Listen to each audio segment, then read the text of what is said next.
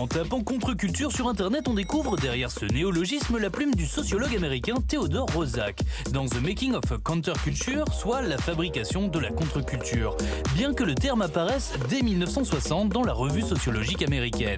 Derrière ce mot valise s'amoncellent les mouvements culturels contestataires de tout poil. On y retrouve aussi bien des courants idéologiques, anarchisme, nihilisme, marxisme, situationnisme, que des pratiques artistiques, punk, électro, architecture alternative, street art, pataphysique, fanzine et aussi des révolutions sociétales comme le féminisme. Une liste longue, très longue, dont on peut voir un aperçu à la Maison Rouge à Paris avec l'exposition L'Esprit français. C'est vous, Guillaume Desanges, l'un des responsables de cette plongée entre 1969 et 1989 dans la contre-culture hexagonale. La rétrospective respecte l'esprit éclaté, rebelle, déstructuré de cette culture retournée.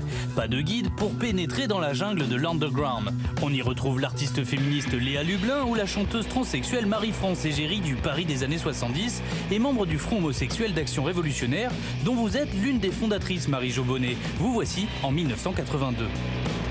Certes, on est une femme, mais moi, Marie-Jo, qui suis-je? C'était la question qui se posait. Et toutes, on a pris des chemins différents pour essayer d'y répondre. Au milieu de ce foutoir d'activistes, de frondeurs, de nonistes, de marginaux, certains sont connus comme Coluche ou Serge Gainsbourg, et d'autres